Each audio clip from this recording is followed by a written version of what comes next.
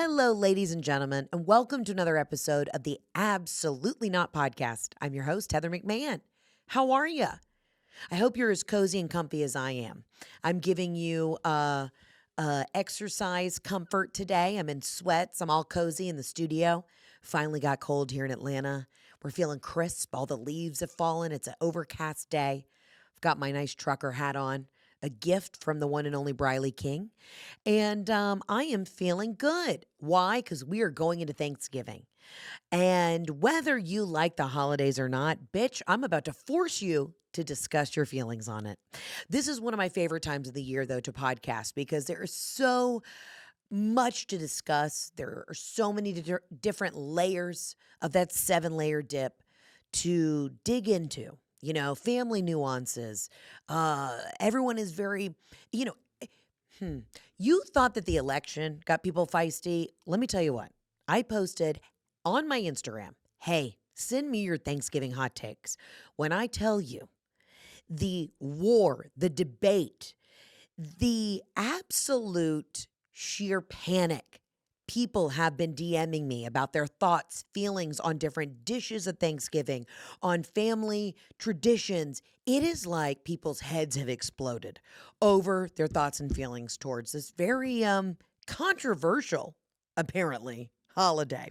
And I love talking about Thanksgiving. I love when families are forced to get together around a table and, practice one of the 7 sins, the 7 deadly sins, which is gluttony.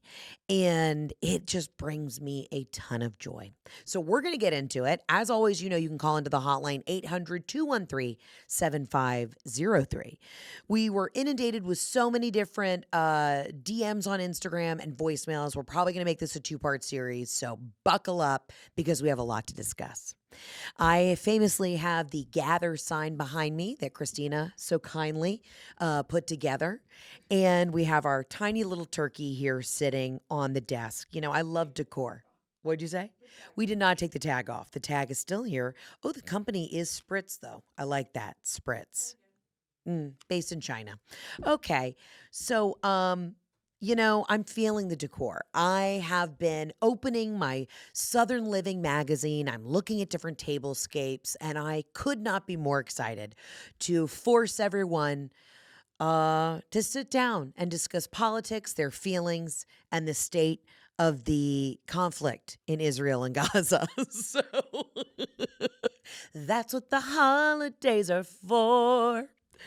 But for some reason, this episode is always my favorite of the year. I just love to giggle about the holidays. I know it's a very broad statement, but my God, it brings out the worst in people, the best in people, and it's just a great time. All right, on today's episode, we have a mixture of wild hot takes that y'all sent in on Instagram, and the voicemails have been rolling in. We're most likely going to have to make this a 2-part series because I have just been inundated with strong emotional feelings about this particular holiday. So let's jump into the voicemails. And as always, guys, through this next month, please call in if you have specific absolutely not thoughts and feelings about Hanukkah, Kwanzaa, Christmas, whatever the hell you're celebrating. I want you to call in, okay? I want you to also call in and let me know what absolutely nots happened at your Thanksgiving, okay? I need to know, did grandma wrestle in the yard with Uncle Paul? I got to hear about it. But let's jump right into it. A lot to discuss. This is Hot Takes of Thanksgiving with me, Heather McMahon. Let's get to the first voicemail. Hi, Heather. My name's Julie. I live in Boston, Massachusetts. I'm calling with a pretty bold statement. I don't think that Thanksgiving food is good. It's so bland, so bland. Where's the pizzazz? Where are the delicious, flavorful sauces? Maybe a little kick, a little spice, something. There's nothing. It's just so boring. Just not really a fan. I don't think that people are going to like this, but I had to say it. Okay. Well, this is a voicemail from a white woman. So I would imagine the first problem is she is not seasoning the food nearly enough. And listen, yes, Thanksgiving food is such a controversial topic. I, I- people either love or hate the turkey. Let's start with the bird. You either love it or you hate it. You either love it or the sight of that white meat sends a cold chill down your spine. All right? I get it. I never realized what a polarizing topic this fucking bird would be. But overall, ma'am, I enjoy Thanksgiving food, but I'm a little non-traditional, okay? I love a nice beef tenderloin, a prime rib. I like a shrimp cocktail. I like to mix it up with some different various items you might be able to order out at from like an Outback Steakhouse. I mean, fuck, if you could throw in a bloomin' onion in that bitch, now we're really cooking with gas. But I can already tell, ma'am, from the tone of your voice, I'm going to guess that you are, in fact, Caucasian. And I don't think you're using enough Lowry seasoning. I don't even know if you have the poultry spice out. On my Thanksgiving table, there is no less than 15 different bottles of Crystal's hot sauce. I would like to think that I'd be invited to the cookout. For all of my African American listeners right now, just know if I'm coming to your Thanksgiving, I am actually bringing something with substance and flavor. Okay. I wouldn't dare show up with a deviled egg that wasn't garnished and paprikaed to the fucking high heavens. All right. I also come from a large Malden sea salt family. And Robin has Malden sea salt in her purse. Robin also has mini Tabascos in her purse. We don't fuck around with the flavor. So I get it, ma'am. You may be going to your aunt's house and, she's got some sort of high cholesterol, can't handle the spicy foods because she's got an ulcer in her stomach from working at as a, dental hygienist for many years. I get how that happens, but you got to start bringing the flavor. Now, I do think this would be a good moment for us to bounce into the Instagram hot takes because this really, when we talk about the food, I got a lot of DMs about this. Monica said, why is Thanksgiving all about mushy foods? Did the pilgrims not have good teeth? Monica, great historical fact right there. I'm going to guess that there actually weren't a lot of great strong molars back in the day. Now, my husband is a little bit of a historian. He was a history major at Penn State, and he did say that the Native Americans actually served lobster at the first Thanksgiving because they were technically, and I quote, bottom feeders. They say the lobster is a cockroach of the ocean. I disagree, and so does the entire New England seaboard. But either way, it is a high cholesterol item and a little bit of a bottom feeder. So I actually do agree with the Native Americans. But regardless, that is one of the things that they served. Now, I don't really think there was a turkey at Thanksgiving. Also, I don't even think these motherfuckers were breaking bread, okay? I don't know what happened. But I do believe at one point there was like a blanket covered in smallpox that we might have handed across the table. So which I'm sure plenty of y'all would like to do to some of your family members this Thanksgiving. I'm kidding, allegedly. But yes, I do believe that a lot of the foods were mushy. Now, Monica, you bring up a good point, though. Some of us are very adverse to different textures of food, and I'm not trying to make this a triggering podcast while you're listening to it and thinking of the mush. But I'm with you. If I'm going to do a sweet potato casserole, you better believe that the top layer of marshmallows better be so thick and also so creme brulee crispy that you're getting a nice crunch when you're digging in.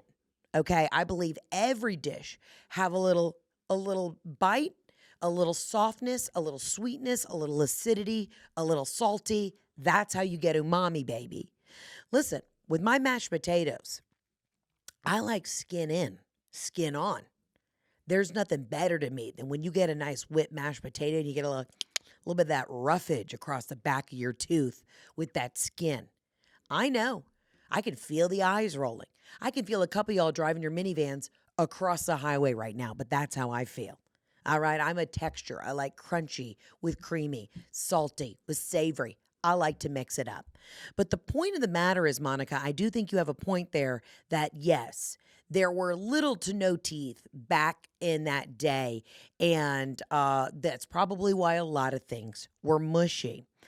Okay. Jules has written in and said turkey and ketchup, don't knock it.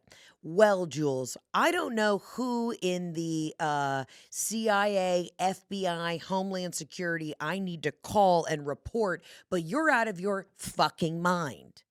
Now, I really shouldn't judge whatever kind of condiments you want to put on your bird, but I just want to say a ketchup and turkey is absolutely asinine. You should be ashamed of yourself, and I'm reporting you immediately for a hate crime. Somebody, okay, let's just get directly into it. A lot of people have written in and said turkey is the worst Thanksgiving food easily. And, eh, eh, turkey is terrible. It's a lot about the bird. Turkey and ham are both inferior meats. Now, let's break this down.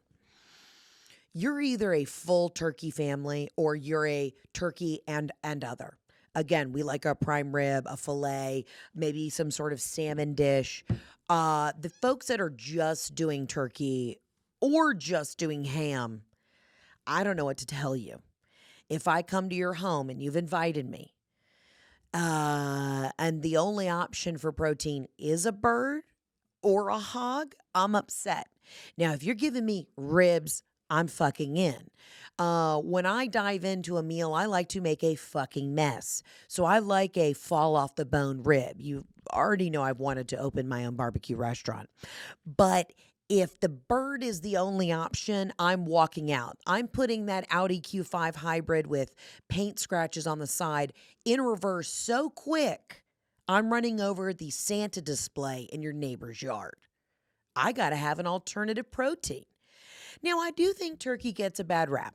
And every year I'm wish-washy on it. One year I'm defending the bird. The next year I say, burn them all to hell. Not the animals, but, just all your turkeys suck. But then you get a good turkey. And honey, if it's deep fried, if it's been on a Traeger grill, it'll change your life. Now, I will say, funny memory, when my dad died, one of our neighbors, because my dad died right around Christmas, one of our neighbors had just gotten the green egg. That's when the green egg grills had become a very popular thing. Our neighbor across the street, God love him, he brought over a turkey so that we could have something for Christmas. Again, so sweet. We sound like little orphan Annie, or like, more porridge, please.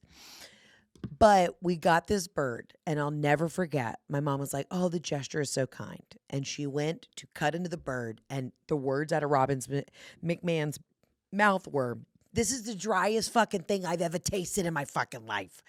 So what I want to say is, while the gesture was great, if you're not keeping an eye on that bird on the green egg, then that will be the driest shit you have. Sandpaper. When toilet paper gets a little wet and then it starts to crumble in your hands or on the back of your ass while you're trying to wipe, that's what that turkey was like. It was horrible. So if you fuck the bird, it's not going to be fun for everybody.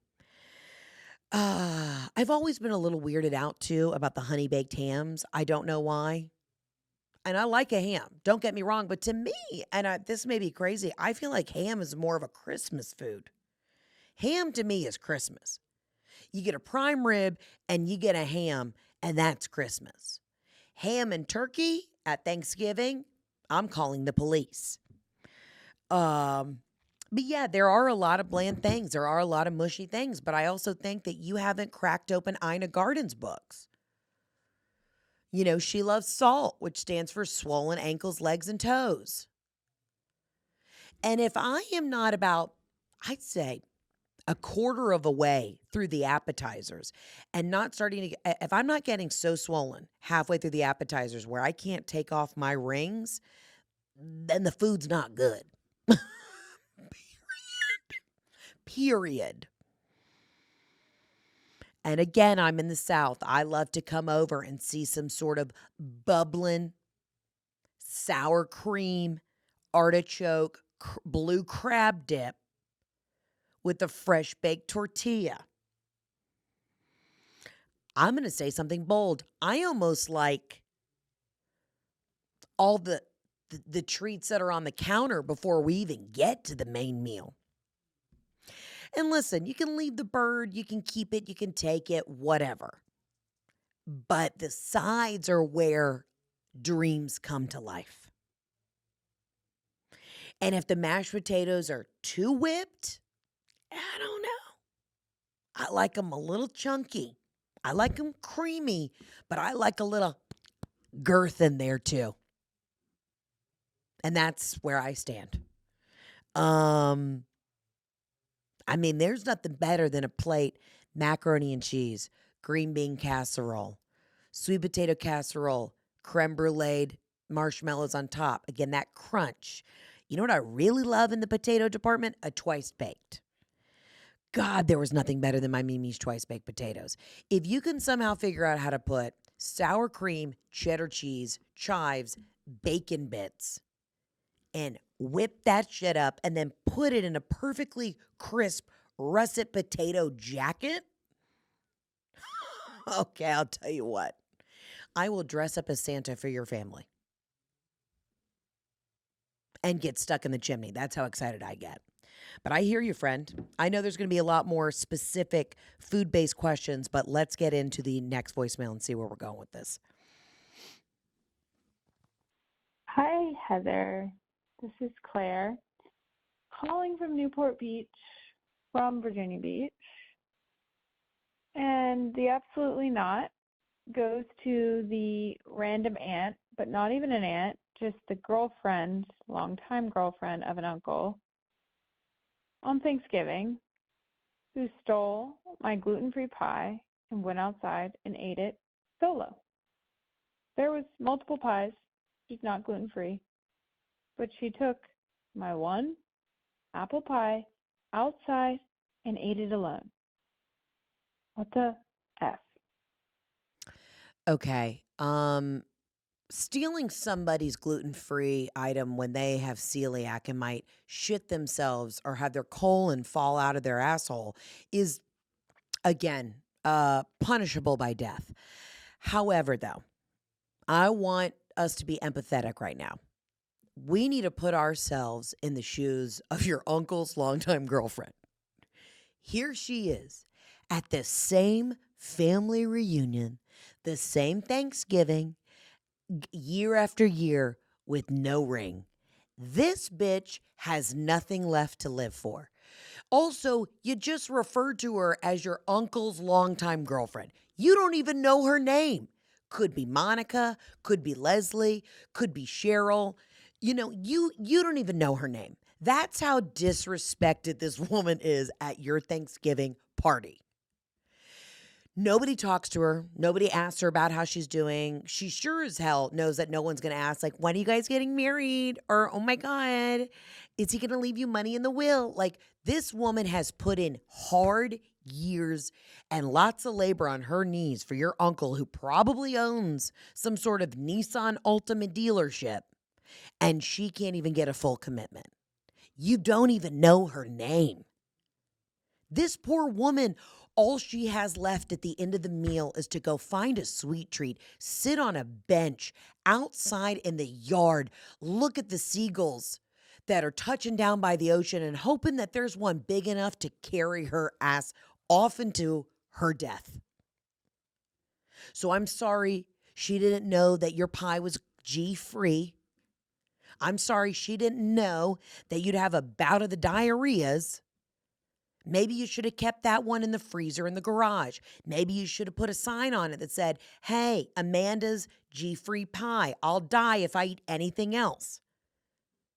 Maybe you should have taken the time to say, hey, Leslie, what are your hopes and dreams for the future?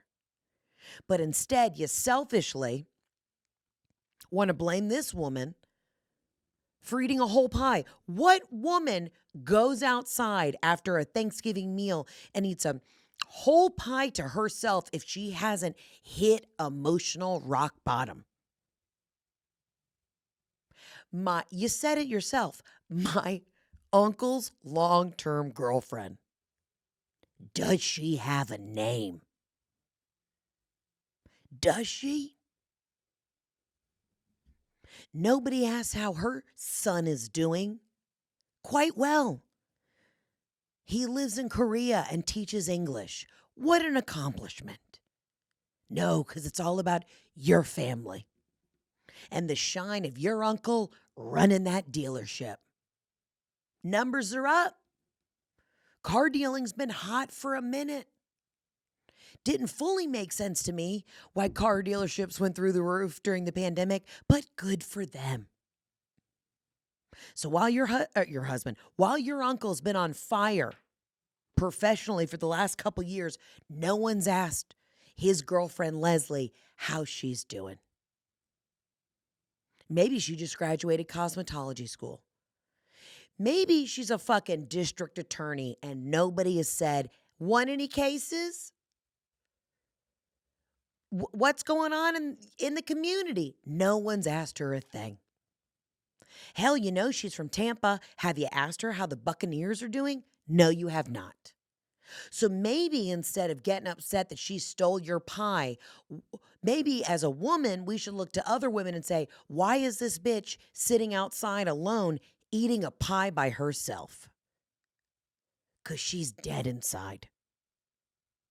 She thought this is going to be the year. This is going to be the year that Carl proposes in front of the whole family.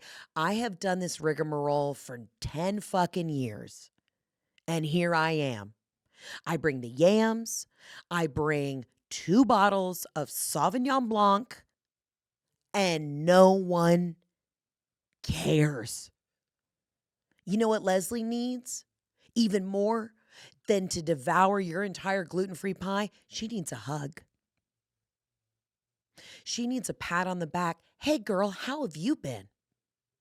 She needs a hit of that joint that I know one of your cousins is about to light up. She needs a, hey, can I sit here and have an after-dinner drink with you and talk to you about your fears? That's what she needs. Instead, you're over here shaming a woman for eating a whole pie. This is why I have this podcast. To teach little twats like you. Just kidding.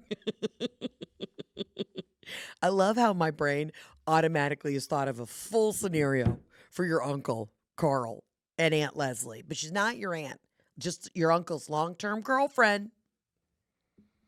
There's nothing more powerful and painful than being called someone's long-term girlfriend. Now, I get it. If they're older, they're in their 50s or 60s. Now, let's give Leslie the benefit of the doubt. Maybe she's like, oh, I was married before. I don't want to deal with that again. Respect. But you know what? Maybe she's having other feelings. Maybe she's having an existential crisis. What grown woman is outside sitting in the lawn in the dark just devouring a G-free pie? Because I'm going to tell you right now, if I've hit rock bottom, I'm not specifically going for the gluten-free. Unless I know it will kill me. I'm going for pecan pie. Do you know how much sugar and sometimes like condensed milk and butter can be in one of those? It's disgusting, but they're delicious.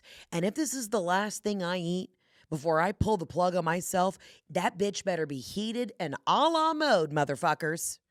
Period. But you have the audacity over here.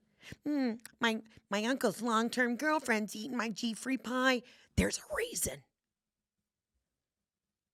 And maybe we need to get to the bottom of it. So if you see a solo family member outside ripping a heater, hitting a vape, hell, tying a tourniquet around their arm, go out there and talk to them. Because sometimes all we need is a hug and a shot of brandy. Let's get to the next voicemail. Oh, I didn't realize I was supposed to ask a question. I have an absolutely not. I do not understand why some women dress so nicely on Thanksgiving, like the dresses, the stockings, the high heels, the full makeup and glam. I mean, I'm eating a lot that day, so I want stretchy pants. My hair is usually in a bun. I'm showered and clean because I like to eat a lot of food and I'm clean, you know. But I'm not putting on a dress to just sit with my family and eat. Like I'm just wearing my comfiest clothes. Like sometimes my sisters and my mom and I will kind of get matching comfy clothes so we can at least kind of feel like there's a reason why we look the way we do. But Mhm. it's really it's an absolutely a not for me to dress up and dress nice. So I don't know if I'm doing this thing right, but I just wanted to share that. Love you. Bye. Love you, sis. Oh, Oh, love you, sis. I know, I do hear you on this. I definitely come to the table clean. But I like to dress up on Thanksgiving. I like a nice faux leather Spanx pant, and a nice oversized sweater that just hides the food belly perfectly enough. I like a flat boot that just, hits right at a good or over the knee boot so I can feel a little sexy when I'm carving the bird. But I like to dress up. I like comfortable, but I like to look nice. That's just my personal preference. Now, if you want to come to the table like a slob kebab, like you've given up on life and you really don't care, that's on you. You do you. Again, this is America. Freedom is a beautiful, amazing thing. I also enjoy that Thanksgiving family photo, whether it's forced or not. I like to line everybody up and people comment, "Oh, are you and Jeff twins?" No, we're not. Because when you put Ashley and I next to each other, could not look more opposite. Same face, same voice, but man, she's a quarter of my size. Robin's in the middle, flexing how thin she is, so we hate her for that. But I do like a forced family photo. And then I like to look back on it around Christmas time, around the anniversary of my dad's death, and be like, what's missing? Him. And that brings joy to my heart. But I get it. If you want to roll out of bed, if you want to come to the table looking like a corpse, you do you. I'm not going to tell you one way or the other. But I do enjoy getting dressed up. I also enjoy having company over and friends and family. I know for a lot of people around the holidays, your family is what you make of it too. Thanksgiving was never a holiday where like I had to be home for it. So I did a lot of Friendsgivings. And you bet your ass I'm dressing up for my friends. I want them to know that I have a superior style than them. It's always about letting people know that you are cooler, trendier, and or more on the pulse of pop culture than them. And if that isn't what the holidays are for, then I don't know what we're doing. But I hear you on the Thanksgiving attire. Let's go to the Instagrams and see, because I feel like we had a couple people pop up about getting dressed. I got a message from one gal that said, not a hot take, but my mother wears a pair of panties on her head like a hairnet while cooking. I don't really know how to even digest that. I feel like we couldn't go to Williams Sonoma and get her a chef hat. We couldn't even put a shower cap on her. Not 100% sure why the pair of underwear are on the head. Now, if this is just a family fun thing, then go for it. I've got dear friends that play a game. It's called butt quarters, where you put a quarter up your butt cheeks. Obviously, it's on the outside of your clothes, but up your butt cheeks. And then you stand over a Solo cup and you try and release the quarter into the Solo cup. And the first time we did it, I said, these people are out of their mind. And about the fifth Thanksgiving, I said, this is fucking fun. So everybody's got their little quirks and traditions. But I do love that your mom is wearing underwear on her head. That's fantastic. Somebody said, honestly, we wear onesies and get high for Thanksgiving, and it's epic. I also love that. If you're going to go casual, I at least like a family theme. If we're going to do pajamas, let's do matching. Let's just have a moment of decorum at the table. If I'm going to go into setting the table, I don't like eating off plastic. I think it's the time when you bring out the nice plates, you bring out the fine china. It doesn't have to be fancy. You can sit around at the kids' table or sit at the island and have a nice meal. But for God's sakes, do not bring out the disposable dishware. If I come to your home and I can't even get a, hard plate, again, getting in the Audi Q5 hybrid and peeling out of the fucking house. So listen, again, you do you, but do not invite me if I got to sit across the table from you and you're wearing, You didn't even put on a bra. And I got to look at your saggy titties dipping into the gravy. That's not fair to me. And for the love of God, do not come to the table with a pimple patch on. A touch of concealer will do.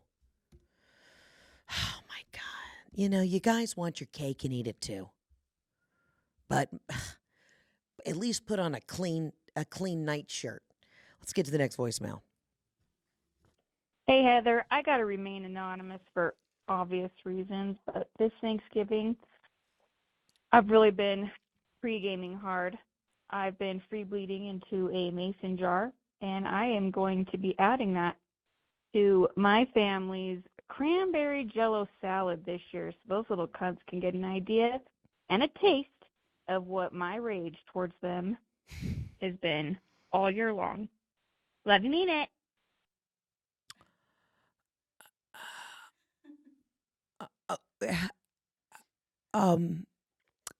And the woman was too stunned to speak. So I believe, ma'am, you have just admitted to committing a crime, and I am not going to tell anybody. I can't see your number. We don't know your name, but okay, wow, all right. You know, this is a good time to transition onto people's thoughts about cranberry sauce. Oh my God. Wow. Okay. Okay. You know, this does trigger a little bit of an emotion. I had a lot of people call in and just say, don't do it with your in-laws. Don't be forced to be with family if you don't like them. Just take your own car. That was a large one. If you are going to be at a relative's house that you know at some point it's going to get a little too touchy-feely, a little creepy, just start ranting and raving about the election. It's okay to get in the car and peel out of there. Now, you need a sober companion. If you're going to get there and drink to cut the tension, then you can't be driving off. So you got to figure out, especially if you're a couple and like you're going to your in-laws, you look at your husband, you go, here's the deal. You're not going to drink because I need a glass of wine on the way to the house so I can curb my anger towards all the diabolical things that your family's going to say to me. So let me have this, but I need to know that when I give you the code word, which is, I've got diarrhea, that's when we get in the car and we get the fuck out of here. That's what's nice about Thanksgiving, because even more than Christmas, it's a real test of, is your relationship going to make it?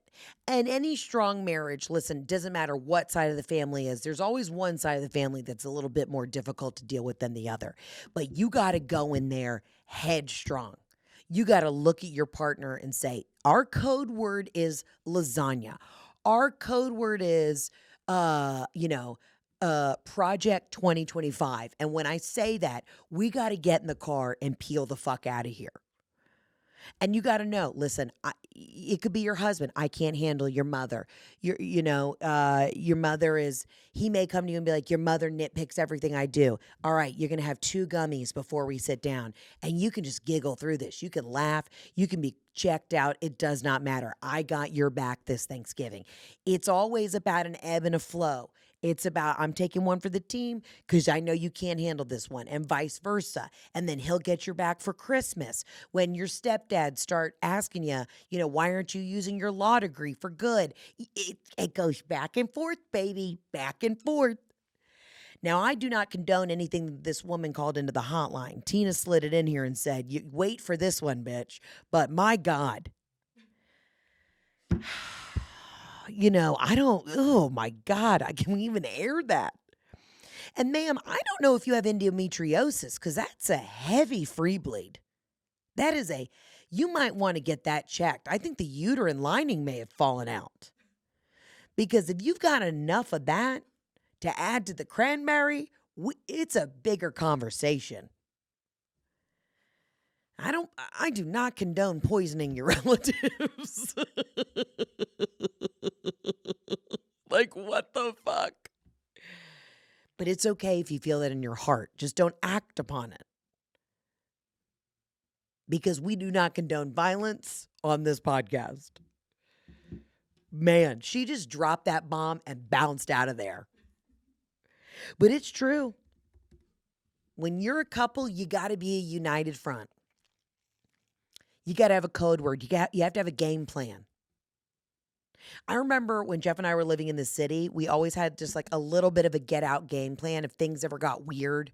You know, we always had this thing where he's just like, okay, if something insane happens, like, you know, God forbid, like a terrorist attack or something, he's like, no matter where you are, we'll meet at this one spot. If I know you're uptown, I'll meet you here. If I know you're downtown, we're going to meet here. We just always had like a plan.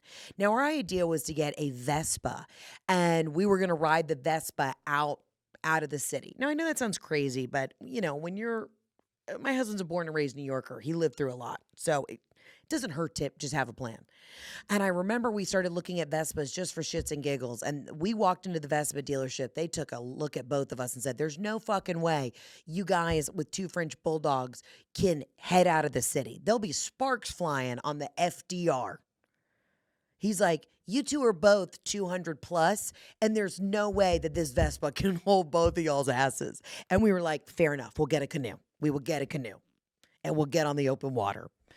But that's how you work in a relationship around the holidays. You got to have a plan.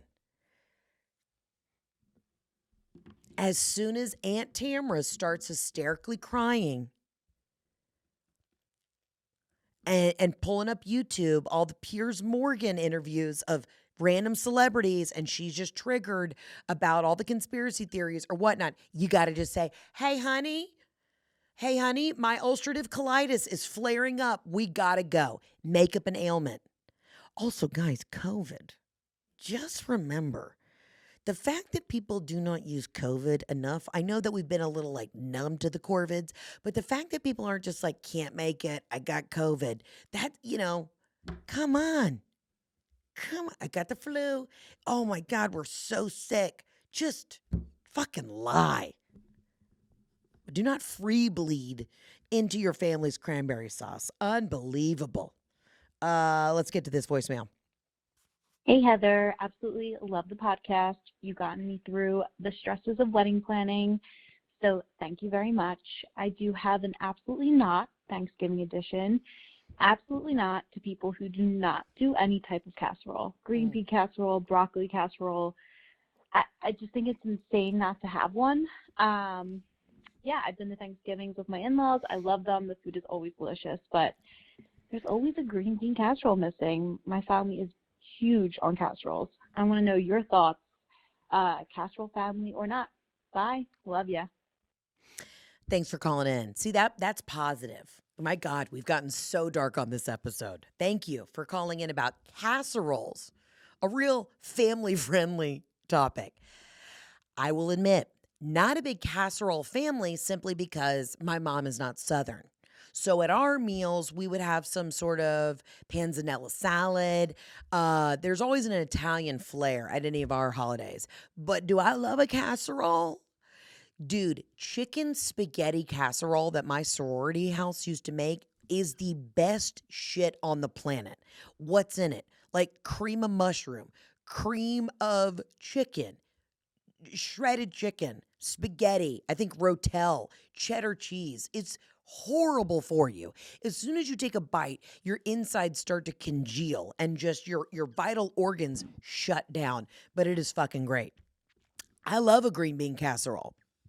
I think it's great. I love that when you reheat a green bean casserole and the next day when you're scooping it out of your Pyrex dish, that it has a gray film over it because that is the cream of mushroom that has now congealed, because when fat gets cold, it gets nice and jello-like. That makes me excited. It really does. I love that one. But you know what? I hear a lot of complaining, and I think it's time for you to make the casserole.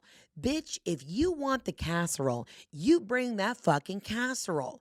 You let them know. Put it in the family text. Say, hey, you got 3 days to let me know. Here are the 3 casserole options. What are y'all feeling? Also, you calling in and bragging about how this is your biggest problem at Thanksgiving is that no one's provided you a casserole? How do you think Susan B. Anthony would feel about this? What did she do? What did the suffragettes do? They fought for your right for freedoms and for you to vote, and now you can't even help a bitch out and bring your own fucking casserole? Sounds like going to your in-laws is absolutely peaceful. You know, my in-laws they make great food, but they don't have a casserole. Bitch, bring your own. I love a casserole. Let's look up top 5 casseroles. I'm just curious. Top 5 Thanksgiving casseroles. What is the most loved? Oh, okay. I'm not getting a list of hold on. 62 must-have Thanksgiving casseroles for your holiday feast. Here we go. Number 1, obviously, old school green bean casserole. Fire. Dude, if it's got crispy onion on top and then a slivered almond, oh my God. That to me is perfection.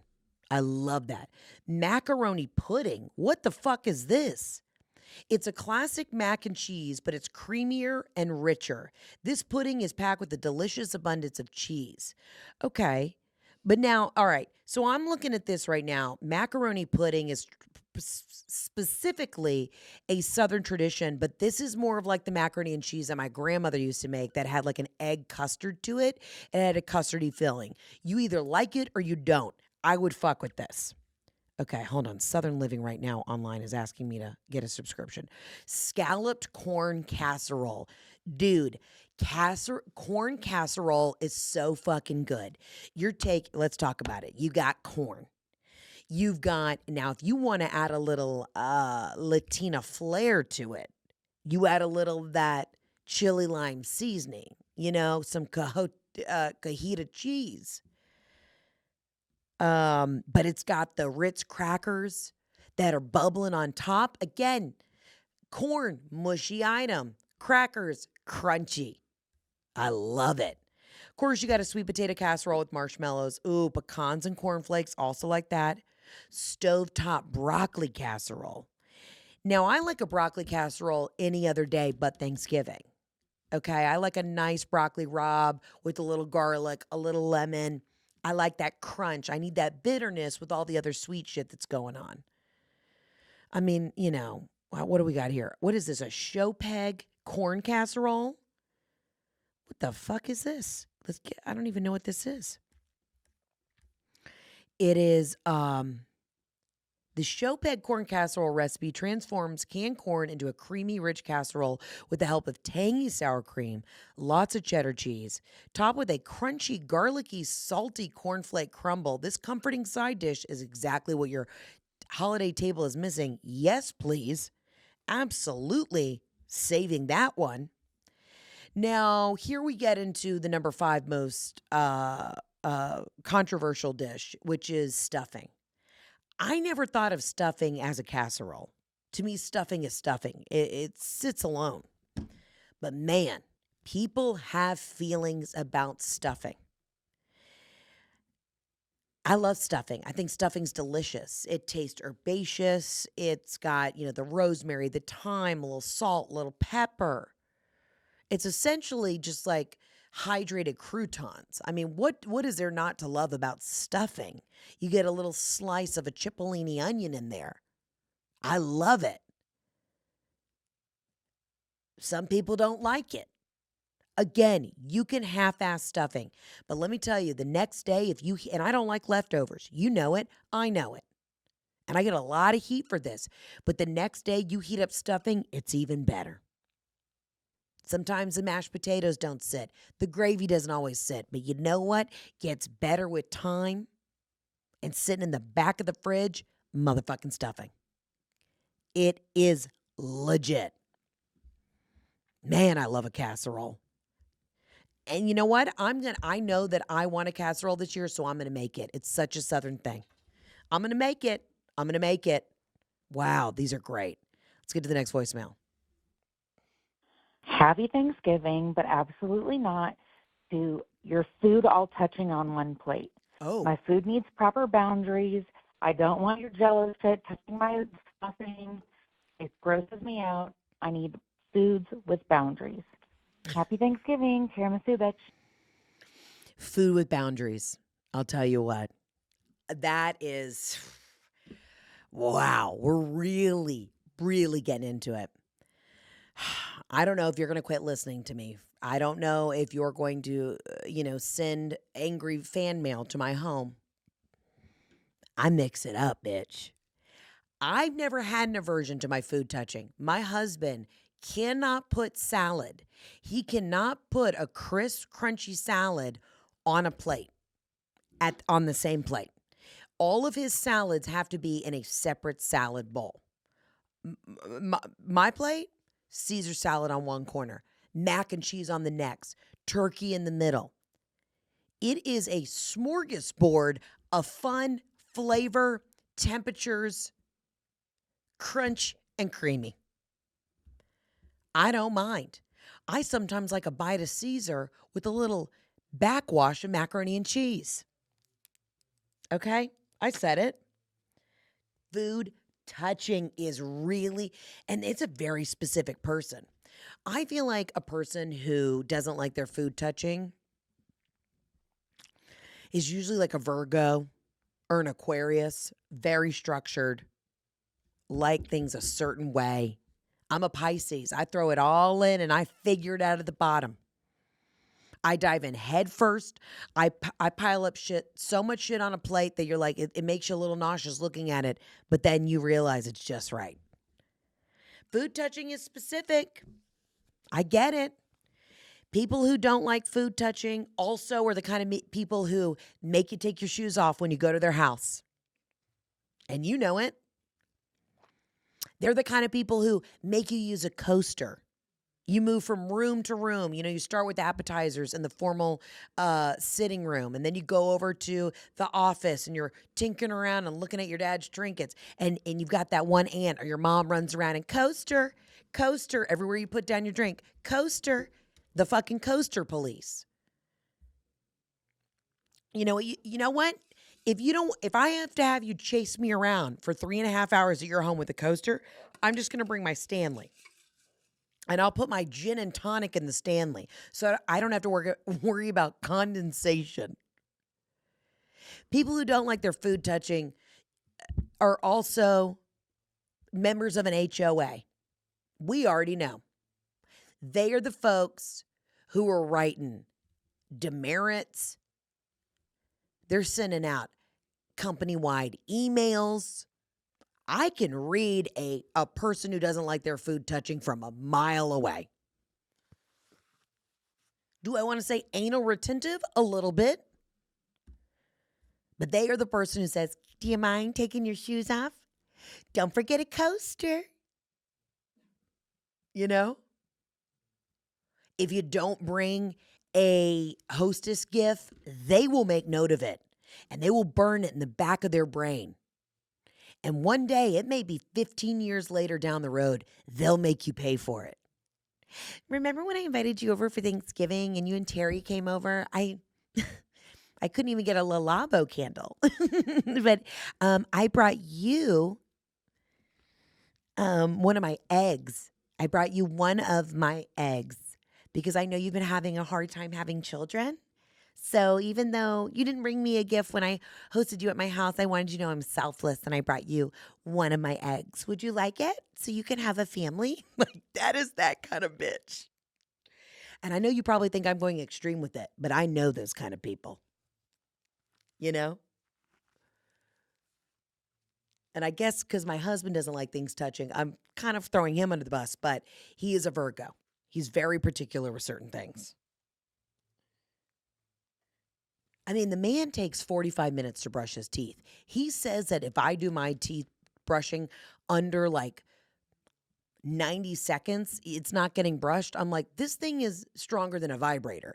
My toothbrush is doing its job. I do the tongue scraping. I rinse my mouth. I'm doing all of it. But he gets very set in his ways. It's very routine. The thing, that, it's got to be timed. I'm like, oh my God, what did I get myself into? There's nothing worse, though, than going over to somebody's house. They make you take your shoes off, and then they chase you down for a fucking coaster for 10 hours. Let me live, bitch. You know what I like to do? I like to swirl all my foods on one plate, and I like to leave little water rings on all of my wood furniture. Okay? That's me living my best life. Let's get to the next voicemail. Hey, Heather. It's Devin from the Boston area, because God forbid I say I'm from Boston and I live outside the city limits. Why absolutely not for Thanksgiving and holidays in general is that they just don't hit like they did in the 90s. My grandmother's dead, and she was the queen of the holidays. And God bless my mom and my aunts.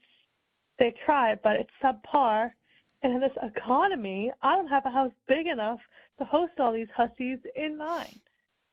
So absolutely not to grandmothers being the goats of the holidays, and then they die and leave their godforsaken grandchildren with their moms and their aunts who are doing a subpar job. Yeah. Arrivederci. Ciao. Arrivederci. Dude, nothing hit like Thanksgiving in the 90s. Nothing hit like that. Everybody came over in some sort of sweater from the Gap. You had a fridge in the garage filled with Diet Cokes and Bud Lights. The kids' table was so fucking legit. It was always in the garage. I remember like there was a kids' table where they would just put you out to pasture. There was like 45 cousins. And nobody was sitting around on their cell phones, looking at TikToks, making TikToks, bullshitting. There was no phone. If somebody was running late, you had to call the house phone, and your mom would be screaming, somebody get the phone, get the phone. It could be Aunt Brenda. And then dad's running in, and he's on the phone, and he's tangled up, and you've got broccolis on fire. It was just good, wholesome American fun. You had a golden retriever running through the house. You didn't even own one. You didn't know whose dog it was, but it was Thanksgiving in the 90s. For some reason, all I think about is like Home Alone. Like every Thanksgiving in the 90s happened in Chicago. So there may or may not have been snow on the ground. Global warming didn't exist. It was crisp. It was cool. And I was always at Thanksgiving in the 90s, I was always in an oversized Christmas plaid, Thanksgiving red, green, white, gold plaid, oversized big sweatshirt or sweater with a pair of black leggings and a pair of cute little booties and braces. And I was running around, sticking my fudgy fingers in all of the things my mom was making. And she was screaming at all of us. And that is a core memory of joy. God, Thanksgiving in the 90s. The worst thing you had to argue about politically was nothing at all. You know what I mean? I mean, those were the days. Who was the president? George H.W. Bush, Bill Clinton, George W. Bush. No, not even. Just the Bushes and the Clintons. Remember when during the election we worried about the hanging Chad? If you're young and you don't know about this, just Google the hanging Chad. It was a whole thing with Al Gore. It was a wild ride. Just those were the days. The Olympics had just happened in Atlanta. That's what we talked about around the table. How the city just imploded. Oh my God, no better feeling. People are throwing the pigskin out in the yard. The sun sets at 4 o'clock, but the fire's on in the house. Daddy's poured a bourbon, and Mama's on her 6th glass of hot Chianti. And I'm running around in my Gap sweater just going, Mimi and Papa are coming over.